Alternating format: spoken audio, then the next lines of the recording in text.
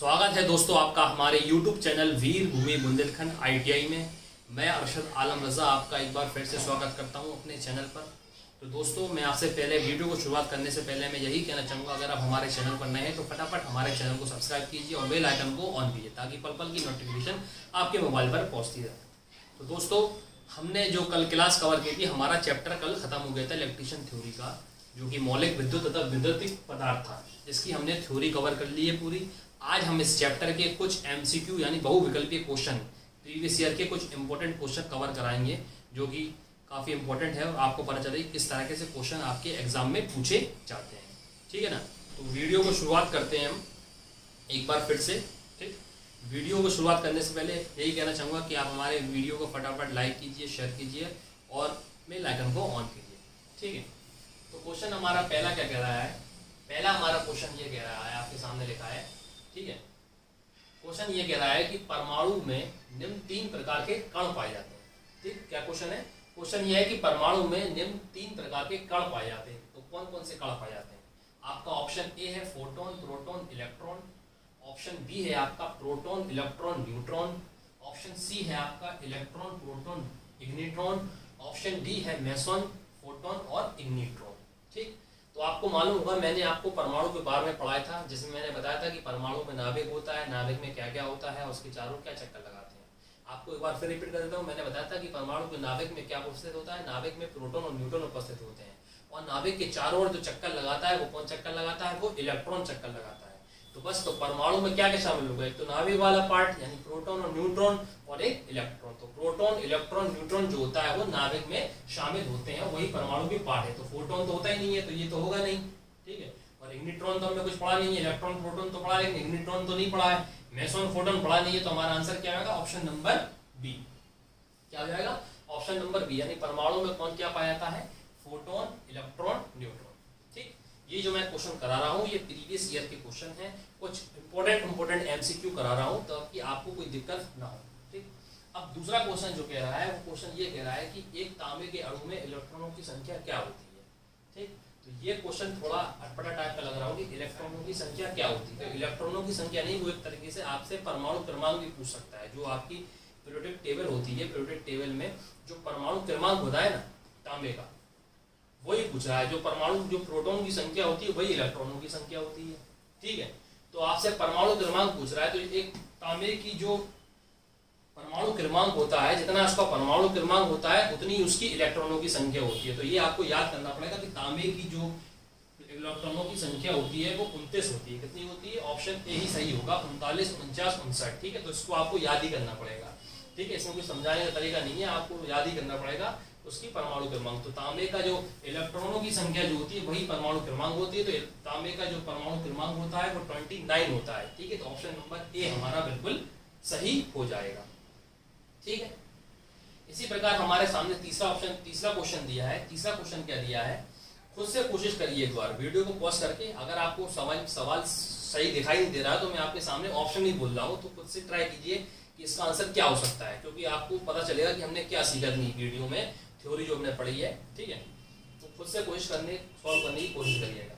अब आपके सामने ऑप्शन तीसरा है कि विद्युत आवेश की मात्रा Q ज्ञात करने के लिए हमें कौन सा सूत्र लगाना पड़ेगा। यानी आवेश जो होता है, विद्युत का आवेश जो होता है, उस पर हमें कौन सा फॉर्मूला लगाना पड़ेगा। तो आप देखिए, आपके सामने ऑप्शन है Q बराबर I/T, Q बराबर I²R, ऑप्शन सी है आपका Q बराबर I/T, और ऑप्शन डी Q बराबर VI/T। ठीक, तो आपको मालूम होना चाहिए कि जो विद्युत आवेश की मात्रा निकालने की, आवेश का जो फॉर्मूला होता है, विद्युत आवेश क्या होता है? आवेश की मात्रा निकालने के लिए फॉर्मूला होता है Q बराबर I/T। तो ऑप्शन नंबर सी हमारा बिल्कुल सही हो जाएगा। देखिए, मैंने आपसे कहा था कि वीडियो में जब मैं आपको थ्योरी पढ़ा रहा था तो मैंने आपसे कहा था जो आपके MCQ क्वेश्चन बनेंगे ना, वो आपके मात्रक फॉर्मूले को देख ही ज्यादातर क्वेश्चन पूछा जाता है। थ्योरी नहीं पूछेगा कि विद्युत विभव कैसे कहते हैं, ऐसा क्वेश्चन नहीं आएगा। वो आपसे सिर्फ मात्रक पूछेगा, फॉर्मूला पूछेगा। ठीक है। तो ये चीजें आपको अच्छी तरीके से याद होनी चाहिए। तो क्वेश्चन क्या था? विद्युत आवेश की मात्रा ज्ञात करने के लिए क्या होता है? Q बराबर I/T। ठीक, चौथा क्वेश्चन है हमारा। चौथा क्वेश्चन क्या कह रहा है कि 1 एम्पियर की धारा 1 सेकंड में प्रवाहित करने की दर क्या कहलाती है? एक एम्पियर की धारा पर 1 सेकंड से हम प्रवाहित करेंगे, ठीक है ना। सॉरी, क्या कह रहा है भैया? ठीक, क्या कह रही है? 1 एम्पियर की धारा 1 सेकंड पर प्रवाहित करने पर 1 एम्पियर की धारा 1 सेकंड पर प्रभावित करने पर दर क्या कहलाती है? ठीक है, तो आपके सामने ऑप्शन लिखे हैं। ऑप्शन ए है आपका एम्पियर, ऑप्शन बी है आपका इकाई, ऑप्शन सी है आपका कूलम और ऑप्शन डी है आपका ओम। ठीक है, तो बताइए 1 एम्पियर की धारा पृथ्वी, तो मैंने आपको बताया था, अगर आपको मालूम हो 1 एम्पियर की धारा तो यानी आई है और टी और 1 सेकंड का समय, ठीक है। तो 1 एम्पियर की धारा और 1 सेकंड से प्रभावित करने की दर क्या कहलाती है? वो कहलाती है आपकी कूलम। यानी जो फॉर्मूला होता है Q बराबर I इंटू टी, तो एम्पियर को काय में मापते हैं हम? धारा को मानते हैं हम एम्पियर में, ठीक है, और समय को मानते हैं हम सेकंड में। यानी जो कूलम का जो आवेश का जो मात्रक होता है वो कूलम होता है। क्या होता है? आवेश का जो मात्रक होता है वो कूलम होता है। उन्होंने इसको इस फॉर्म में लिख दिया, फॉर्मूले को उन्होंने घुमा के पूछ लिया, ठीक है। आवेश की मात्रा ज्ञात करने के लिए, Q ज्ञात करने के लिए फॉर्मूला क्या होता है? Q बराबर I इंटू टी। तो एक फॉर्मूला तो इसका जो मात्रक होता है वो होता है कूलम, लेकिन कूलम के अलावा एक मात्रक और होता है, तो उसको हम क्या लिख सकते हैं? एम्पियर और सेकंड। यानी 1 एम्पियर धारा को 1 सेकंड तक प्रवाहित करने की दर क्या कहलाती है? 1 कूलम कहलाता है, ठीक है। तो या तो आवेश का मात्रक कूलम दिया है, ये भी सही होगा, या आपको एम्पियर और सेकंड दे दे तो वो भी सही होगा, ठीक है ना। इसी प्रकार हम अगला क्वेश्चन देते हैं। अगला क्वेश्चन क्या कह रहा है? ठीक, अगला क्वेश्चन हमसे ये कह रहा है कि जब विद्युत धारा प्रवाहित की जाए, जब विद्युत धारा पृथ्वी की ओर प्रवाहित होती है, यानी कहने का मतलब है जब विद्युत धारा पृथ्वी की ओर प्रवाहित होती है तो वस्तु का विभव कैसा होता है? ठीक है, जब विद्युत धारा पृथ्वी की ओर प्रवाहित होती है तो वस्तु का विभव कैसा होगा? पॉजिटिव यानी धनात्मक होगा, ऋणात्मक होगा, शून्य होगा या अनंत होगा? तो बताइए क्या होगा? जब विभव पृथ्वी की ओर प्रवाहित होगा तो उसका हमेशा विभव जो होगा वो भैया धनात्मक होगा, हमेशा पॉजिटिव होगा, ठीक है ना। कैसा होगा? पॉजिटिव होगा, ठीक। अगला क्वेश्चन हमारा कह रहा है, ये कह रहा है कि विद्युत आवेश का मात्रक। तो आवेश का मात्रक अभी मैंने बताया, आवेश का फॉर्मूला क्या होता है? Q बराबर I इंटू टी। आवेश को काय में नापते हैं? कूलम में, तो कूलम इसका आंसर हो जाएगा, कोई दिक्कत ही नहीं है, ठीक है। ऑप्शन नंबर बी इसका आंसर हो जाएगा, ठीक है। एक बार फिर देखता हूँ, रिपीट करता हूँ। क्या था? परमाणु कौन कौन से पार्ट होते हैं? तो प्रोटॉन, इलेक्ट्रॉन, न्यूट्रॉन पार्ट होते हैं। एक तांबे में इलेक्ट्रॉनों की संख्या, यानी इलेक्ट्रॉनों की संख्या का मतलब होता है उसका परमाणु क्रमांक, यानी जो परमाणु क्रमांक होता है वही इलेक्ट्रॉनों की संख्या होती है। तो परमाणु, एक तांबे की प्रोटॉन से परमाणु क्रमांक कितना होता है? 29, वही उसकी इलेक्ट्रॉनों की संख्या, तो 29 होगी। विद्युत आवेश की मात्रा, आवेश की मात्रा क्या होती है? Q, ठीक है ना। आवेश को कैसे वजह से करते हैं? Q से वजह से करते हैं। Q बराबर I इंटू टी फॉर्मूला होता है, तो ठीक है। तो Q मात्रा ज्ञात करने के लिए कौन सा फॉर्मूला लगाएंगे? Q बराबर I इंटू टी, यानी समय इंटू एम्पियर, ठीक है। अब वो कह रहा है 1 एम्पियर धारा को 1 सेकंड तक प्रवाहित करने पर, तो आपने देखा आवेश के ऊपर ही उसने 3 सवाल पूछ लिए घुमा घुमा के। एक बार उसने फॉर्मूला पूछ लिया, एक बार उसने दोनों उसके वो यूनिट पूछ लिया कि इसका विभव, इसका मात्रक क्या होता है, इसका मात्रक क्या होता है, ठीक है। यानी इसको उसने ऐसे ही पूछ लिया कि 1 एम्पियर 1 सेकंड तक प्रवाहित होने की दर क्या कहलाती है? वो भी कूलम कहलाती है। और विद्युत आवेश का मात्रक क्या होता है? वो भी कूलम होता है। यानी कूलम के ऊपर उसने 3 क्वेश्चन पूछे, ये वाला, ये वाला, ये वाला, ठीक। और एक क्वेश्चन क्या था आपका? जब विद्युत धारा पृथ्वी की ओर प्रवाहित हो रही हो तो वस्तु विभव कैसा होता है? धनात्मक, और पृथ्वी से दूसरी ओर हो रही हो तो ऋणात्मक होगा, ठीक है ना। तो ये हो गए आपके कुछ क्वेश्चन। इसके अगले और कराता हूं मैं आपको, ठीक। उम्मीद करता हूं आपको समझ में आएगा। कुछ और क्वेश्चन देखते हैं अपन आगे के। अगला क्वेश्चन क्या है हमारा? क्वेश्चन ये है कि 1 जूल प्रति सेकंड क्या होता है? जूल प्रति सेकंड क्या होता है? तो मैंने आपको बताया था जूल प्रति सेकंड मैंने आपको बताया था। तो जूल पहले बात होता है, जूल किसका मात्रक होता है? जूल होता है कार्य का, ठीक। और सेकंड किसका होता है? समय का। तो P बराबर W/T मैंने आपको फॉर्मूला बताया था। तो 1 जूल प्रति सेकंड क्या बराबर होगा? P के। तो P का मात्रक क्या होता है? शक्ति मैंने वाट। तो क्या होगा? ऑप्शन नंबर सी, ठीक। ना वोल्ट होगा, ना एम्पियर होगा, ना ओम होगा। क्यों नहीं होगा? एक बार फिर सुनिए। सवाल आपसे ये कह रहा है कि 1 जूल प्रति सेकंड के बराबर क्या होता है? तो मैंने आपको बताया था कि जूल प्रति सेकंड कह रहा है, यानी आप मान चलिए जूल लिखा है, प्रति सेकंड लिखा है, ठीक। तो अब आपको मालूम होना चाहिए कि जूल किसका मात्रक होता है? कार्य का। तो जब जे के बदले हमने दिया W, और सेकंड किसका मात्रक होता है? समय का। तो W/T किसका फॉर्मूला होता है? P बराबर W/T होता होता है कि नहीं होता है, P बराबर W/T। तो P क्या होती है, शक्ति। तो शक्ति किसके बराबर होगी, शक्ति का मात्रक क्या होता है, वाट। तो 1 वाट के बराबर हो जाएगा। तो आंसर क्या आएगा, ऑप्शन नंबर सी। ठीक, अगला क्वेश्चन क्या कह रहा है, अगला क्वेश्चन आपसे ये कह रहा है कि एसआई पद्धति में ऊष्मा को किस इकाई से व्यक्त करते हैं। एसआई पद्धति में ऊष्मा की इकाई को किससे व्यक्त करते हैं। आपके सामने ऑप्शन ए है कैलोरी, ऑप्शन बी है सेंटीग्रेड, ऑप्शन सी है जूल और ऑप्शन डी है आपका केल्विन।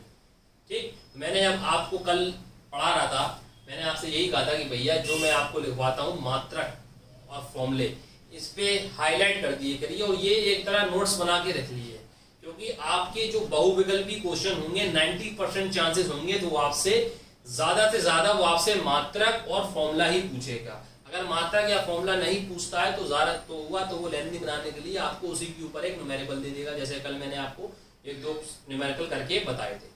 ठीक है, तो आप बताइए, मैंने कल बताया था कि ऊष्मा का मात्रक क्या होता है। तो ऊष्मा को हम काय में नापते हैं, ऊष्मा को हम नापते हैं जूल। क्या में नापते हैं भैया, जूल में नापते हैं। क्या में नापते हैं, जूल में नापते हैं।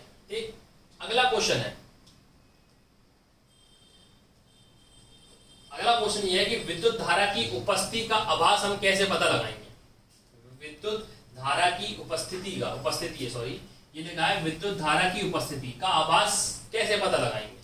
यानी कहने का मतलब ये है कि कहीं विद्युत धारा है, वहां आभास है, मान के चलिए ये विद्युत धारा है, मान के चलिए बोर्ड है, ठीक है, या कहीं भी किसी भी स्पैन में करंट आ रहा है, तो हमें दिखाई तो देगा नहीं करंट आ रहा है, ठीक है ना तो वो चमक रहा होगा, कहीं से इसका अर्थ जोड़ रहा होगा, तो हम कैसे पता लगाएंगे, विद्युत झटके से, चमकने से, प्रभाव से, या नन ऑफ दिस। तो जाहिर सी बात है जब विद्युत का झटका लगेगा, जैसे हमने एक बोर्ड को छुआ एकदम से हटा लिया, हमें एकदम से करंट लगेगा, तो कैसे पता लगाएंगे, आभास कैसे पता लगाएंगे, करंट लगा तो विद्युत झटके से कैसे पता लगाएंगे। यानी आभास हमारा विद्युत का कैसे होता है, क्योंकि हमने आपको जब विद्युत पढ़ाई थी तो मैंने आपको ये बताया था कि विद्युत को हम सिर्फ महसूस कर सकते हैं, आभास कर सकते हैं, विद्युत को हम देख नहीं सकते हैं। यानी इस दीवार में कहीं करंट आ रहा हो तो हमें दिख तो नहीं रहा कहां से आ रहा, हम इसको छुएंगे तो हमें पता लगेगा कि हाँ भैया करंट आ रहा है, तो हम विद्युत का सिर्फ आभास कर सकते हैं, जो मैंने आपको बताया था थ्योरी में। उसी के ऊपर क्वेश्चन पूछ लिया कि विद्युत धारा की उपस्थिति का आभास कैसे करेंगे, चमकने से, उत्पन्न प्रभावों से, कि विद्युत झटके से। तो ऑप्शन नंबर सी आपका बिल्कुल सही हो जाएगा।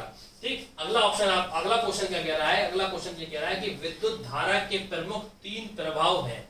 मैंने आपको विद्युत धारा के 3 प्रभाव पढ़ाए थे, आपको ध्यान चाहिए। तो बताइए विद्युत धारा के 3 प्रभाव क्या है। आपके सामने ऑप्शन ए है ऊष्मीय तथा चुंबकीय विद्युत झटके देना, क्या एक प्रभाव है, क्या ये प्रभाव है। ऑप्शन बी ऊष्मीय चुंबकीय प्रकाश उत्पन्न करना, क्या ये प्रभाव है। ऑप्शन सी ऊष्मीय चुंबकीय रासायनिक प्रभाव, क्या ये है। ठीक है, इन सब में आप ये कॉमा लगाते जाइए, अलग अलग लिखें, ठीक है। ऊष्मीय चुंबकीय रासायनिक, ऊष्मीय चुंबकीय प्रकाश उत्पन्न करना, रासायनिक चुंबकीय झटके देना। तो देखिए मैंने आपको ऊष्मीय चुंबकीय तो बताया, विद्युत झटके देना तो कोई मैंने प्रभाव नहीं बताया, तो ये तो इसका आंसर नहीं हो सकता, विद्युत झटके देने वाला बताया नहीं। ऊष्मीय चुंबकीय बताया लेकिन प्रकाश उत्पन्न करने वाला कोई प्रभाव नहीं बताया, तो ये भी नहीं हो सकता। ठीक है, ऊष्मीय चुंबकीय रासायनिक, ऊष्मीय भी बताया था प्रभाव, चुंबकीय बताया था, रासायनिक बताया, तो ये प्रभाव मैंने पढ़ा है, ऊष्मीय प्रभाव, चुंबकीय प्रभाव, रासायनिक प्रभाव, तो अगला तो हो नहीं सकता, ऊष्मीय चुंबकीय झटका देना तो है ही नहीं है। तो क्या हो जाएगा, ऊष्मीय चुंबकीय रासायनिक। जो मैंने आपको प्रभाव बताए थे ना कि विद्युत बल्ब किस पर आधारित है और विद्युत मोटर किस पर आधारित है, ठीक है ना, गैसीय प्रभाव, ठीक है ना, तो ये सब जो प्रभाव बताए थे उसके ऊपर उसने क्वेश्चन पूछा है कि जो विद्युत धारा के जो प्रमुख 3 प्रभाव हैं वो कौन कौन से हैं। तो कौन से हैं, ऊष्मीय चुंबकीय और रासायनिक। प्रकाश उत्पन्न करना ये कोई प्रभाव नहीं है, विद्युत झटके देना ये कोई प्रभाव नहीं है। ठीक है, अगला क्वेश्चन क्या कह रहा है, अगला क्वेश्चन जो हमसे पूछ रहा है वो ये कह रहा है कि विद्युत का सबसे अच्छा चालक है। जब मैंने कल आपको बताया था चालक अचालक बता रहा, तो मैंने कहा था ये बहुत इंपॉर्टेंट क्वेश्चन है और इस क्वेश्चन पे नोट कर लीजिएगा। तो मैंने कल आपको बताया था कि विद्युत का सबसे अच्छा चालक है, कल भी मैंने आपको रिपीट किया था। वैसे इस ऑप्शन की मुझे आपको ऑप्शन देने की जरूरत नहीं है, इस क्वेश्चन को मैंने बार बार रिपीट किया था कि ये बहुत इंपॉर्टेंट क्वेश्चन है और काफी बार पूछा जाता है हर जगह। तो विद्युत का सबसे अच्छा चालक क्या है, तो आपके सामने ऑप्शन ए है एल्यूमिनियम, ऑप्शन बी है तांबा, ऑप्शन सी है चांदी और ऑप्शन डी है सोना। तो बताइए क्या होगा इसका आंसर, उससे कोशिश करिए लगाने का, तो इसका आंसर हो जाएगा क्या होता है विद्युत का सबसे चालक क्या होता है, मैंने कल आपको बताया था क्या होता है, चांदी। यानी ऑप्शन नंबर सी। ठीक है ना। तो एक बार फिर रिपीट कर देता हूँ, क्या क्वेश्चन है, 1 जूल प्रति सेकंड यानी P बराबर W/T, P बराबर W/T यानी शक्ति, शक्ति का मात्रक क्या, तो जूल प्रति सेकंड किसके बराबर होगा, वाट के। SI पद्धति में ऊष्मा का मात्रक क्या होता है, SI पद्धति में ऊष्मा का मात्रक क्या होता है, जूल होता है। ठीक है। अब वो कह रहा है विद्युत धारा की उपस्थिति का आभार हम कैसे लगाएंगे, तो विद्युत को हम देख तो सकते नहीं है, सिर्फ महसूस कर सकते हैं। तो महसूस कैसे करेंगे, अगर हमें करंट लग जाए हम हाथ डालेंगे, हमें आवाज हो जाएगी यहाँ पे करंट आ रहा है, तो चमकने से पता नहीं लगा पाएंगे, विद्युत प्रवाह से बता नहीं पाएंगे, विद्युत झटके से हम बता पाएंगे। विद्युत धारा के 3 प्रभाव कौन कौन से मुख्य है, तो झटके देना, प्रकाश देना, ये तो कोई प्रभाव होता नहीं था, मैंने आपको बताया। तो ऊष्मीय, चुंबकीय, रासायनिक, ठीक है, गैसीय, तो उसमें कौन सा दिया, ऊष्मीय, चुंबकीय, रासायनिक। अगला क्वेश्चन क्या था, विद्युत का सबसे अच्छा चालक है, तो विद्युत का सबसे अच्छा चालक कौन सा है, एल्यूमिनियम, तांबा, चांदी, सोना। तो सबसे अच्छा कौन सा है, चांदी। चांदी अगर नहीं हो ऑप्शन में तो सेकंड ऑप्शन लगाना आप तांबा। ठीक है ना। वैसे आपको चांदी देगा, सबसे अच्छा चालक चांदी ही होता है विद्युत की। ठीक है। और उसमें मैंने उसका कारण बताया था, चांदी पूरी बहुत महंगी पड़ जाएगी, इसलिए विद्युत तार सब काय की बनाए, तांबे की बनाए जाते हैं, ना कि चांदी की। चांदी की तो बहुत महंगे पड़ जाएंगे। ठीक है ना। ये हो गया। अगले कुछ क्वेश्चन और देता हूँ। ठीक, ये सारे क्वेश्चन बहुत इंपॉर्टेंट है और प्रीवियस ईयर के हैं, ये जो मैं करा रहा हूँ। ठीक है, प्रीवियस ईयर के हैं, किस तरह से क्वेश्चन पूछे जाएंगे आपके एग्जाम में, एमसीक्यू जो पेपर में एग्जाम में क्वेश्चन पूछते हैं उसी लेवल पे आप क्वेश्चन बता रहा हूँ। ठीक है, जिससे आपको कोई दिक्कत ना हो। ठीक है। अगला देखता हूँ। ठीक है दोस्तों, अब आपको हम कुछ और क्वेश्चन में ले चलते हैं। जैसे ये क्वेश्चन आया आपके सामने कि अर्धचालक जो होता है पदार्थ, अर्धचालक पदार्थ को के रूप में किस तत्व में प्रयोग किया जाता है, यानी कहने का मतलब है जो अर्धचालक होते हैं। मैंने कहा आपको चालक, अचालक, अर्धचालक पढ़ा है, तो मैंने कहा था इसके बारे में सबके 2-3 एग्जाम्पल देते। हालांकि होते बहुत से हैं, तो आप अपने यहाँ किताब में या गूगल पे, मोबाइल पे चेक कर लेना। ठीक है। तो इसके ज्यादा एग्जाम्पल होते हैं, तो आपको याद होना चाहिए कि कौन सा चालक होता है, कौन सा अचालक होता है, कौन सा अर्धचालक होता है। ठीक है ना। अब ये जो क्वेश्चन है इस पे बहुत क्वेश्चन बनते हैं और किस तरीके से घुमा के क्वेश्चन पूछेगा। अगर आपको सारे एग्जाम्पल याद होंगे तभी आप कर पाएंगे, अगर आपको इसके एग्जाम्पल याद नहीं होंगे तो वो आपको घुमा देगा, सवाल के क्वेश्चन में आपको टफ कर देगा कि ये क्या पूछ रहा है। ठीक है ना।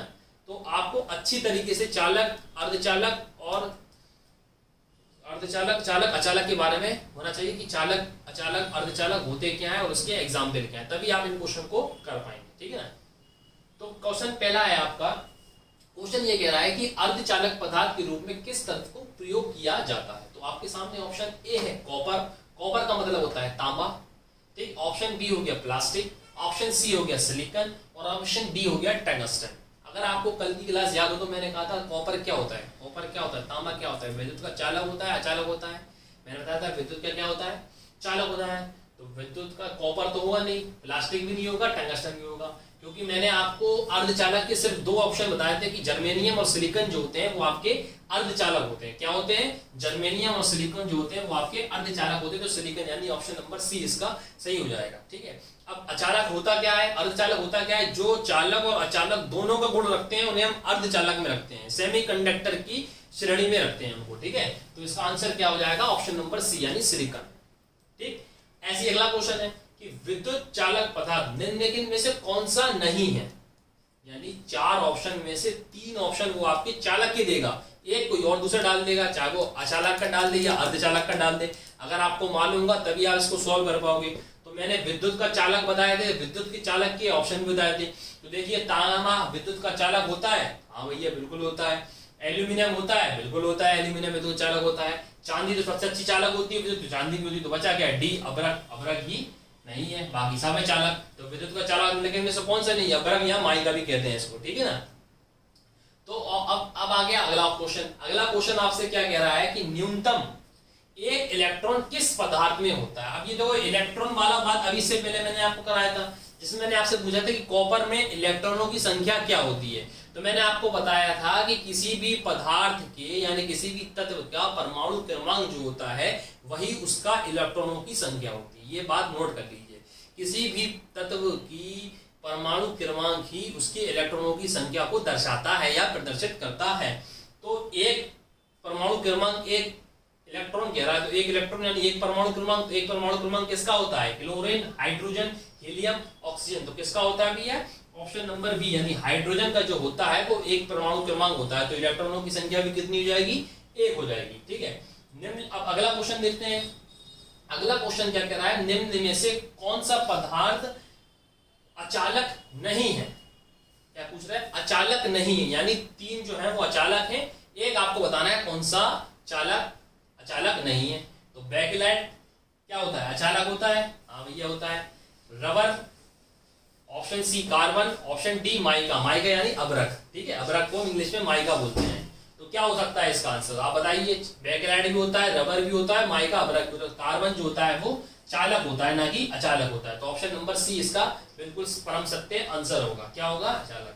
अब आ गया ऑप्शन नंबर डी, अगला क्वेश्चन आता है। अगला क्वेश्चन क्या कह रहा है कि निम्नलिखित में से कौन सा पदार्थ विद्युत सुचालक है, ठीक है। अब उसने क्वेश्चन को थोड़ा घुमा दिया। अब आप कहोगे आपने तो भैया चालक पढ़ा और अचालक पढ़ा, ये सुचालक क्या आ गया, ठीक है ना। आपने चालक पढ़ा, अचालक पढ़ा, अर्धचालक पढ़ा, तो सुचालक क्या आ गया। तो सुचालक क्या होता है, एक तरीके का चालक, यानी कहने का मतलब है जिसमें विद्युत धारा प्रवाहित हो जाती है, उसको हम क्या कहते हैं, उसको हम कहते हैं क्या, चालक कहते हैं। तो जो विद्युत के चालक होते हैं वही विद्युत के सुचालक होते हैं, यानी चालक को हम सुचालक भी कहते हैं, ठीक है ना। और जिसमें विद्युत धारा प्रवाहित ना की जाए वो अचालक होते हैं, अचालक होते हैं, या उनको कुचालक कह सकते हैं। कुचालक भी हम हिंदी में कह सकते हैं, यानी कहीं कहते हैं कि निम्नलिखित में तो कौन सा कुचालक है, तो कुचालक का मतलब होता है अचालक, ठीक। वो क्या, कौन सा सुचालक है, सुचालक का मतलब होता है चालक, यानी विद्युत धारा उसमें प्रभावित हो जाए। तो ये लिख लीजिए, सुचालक माने विद्युत धारा प्रवाहित हो जाए, कुचालक यानी विद्युत धारा प्रवाहित ना हो, ठीक है ना। तो क्वेश्चन क्या है, निम्नलिखित में से कौन सा पदार्थ विद्युत का सुचालक है, यानी विद्युत धारा उसमें प्रवाहित हो जाए, यानी चालक। तो कौन सा, रबड़, तांबा, एबेनाइट और बैकलाइट। तो बताइए किसमें हो जाएगी। तो ऑप्शन नंबर बी हो जाएगा तांबा, तांबा में विद्युत धारा प्रवाहित हो जाती है, ठीक है ना। तो ऑप्शन नंबर बी इसका राइट आंसर होगा। तो ये जो मैंने आपको जितने क्वेश्चन कराए 15-16, ये सब आपके एमसीक्यू यानी बहुविकल्पी क्वेश्चन थे, जो मैंने आपको बताया कि एग्जाम में जो इस चैप्टर से किस तरह से क्वेश्चन एग्जामिनर पूछता है और कैसे क्वेश्चन आए हैं प्रीवियस एग्जाम में, ठीक है। तो उम्मीद करता हूँ आपको ये क्लास पसंद आई होगी और आपने ऑप्शन भी देख लिए, आपने क्वेश्चन देखी किस तरह से एग्जामिनर क्वेश्चन पूछता है, किस तरह की थ्योरी को घुमाता है और क्या क्या चीज हमारे पढ़ने लायक है, थ्योरी में से कैसा क्या पढ़ना है। मैंने आपको थ्योरी तो बहुत पढ़ाई, लेकिन जो मेन जो पॉइंट थे आपने देखा होगा, चालक अचालक और जो फॉर्मूले और जो मात्रक होते हैं उस पर बखौर ध्यान दीजिए, अच्छी तरीके से याद होगी, ताकि आपको एग्जाम में कोई दिक्कत ना हो। क्योंकि सबसे ज्यादा क्वेश्चन जो बनते हैं वो इन्हीं चीजों से बनते हैं कि आपको अच्छी तरीके से मात्रक आना चाहिए, मात्रक पूरे याद होना चाहिए, फॉर्मूले याद होना चाहिए, फॉर्मूले की P बराबर W/T, P बराबर VI, P बराबर I²R, V बराबर W/T, Q बराबर I/T, किसका मात्रक जूल होता है, किसका मात्रक ओम होता है, किसका मात्रक एम्पियर होता है, ठीक है। तो ये सब आपको बहुत ही अच्छी तरीके से याद होना चाहिए, तभी आप एग्जाम में सॉल्व कर पाएंगे। तो मिलते हैं आपको कल नेक्स्ट वीडियो में। अगर आपको हमारी आज की वीडियो पसंद आई है हो तो हमारी वीडियो को लाइक कीजिए, शेयर कीजिए और हमारे चैनल को सब्सक्राइब कीजिए, ताकि पल पल की नोटिफिकेशन आपके पास पहुंचते रहे। तो मैं आपसे यही कहूंगा, हमारे चैनल को सब्सक्राइब कीजिए और नीचे कमेंट बॉक्स में अपनी राय जरूर दीजिए कि आपको इस चैप्टर से रिलेटेड क्या चीज पसंद नहीं आई है, क्या समझ में नहीं आया है, तो उसको हम आगे से और चेंज करने की कोशिश करेंगे। जब तक के लिए नमस्कार, मिलते हैं आपको कल नेक्स्ट वीडियो में।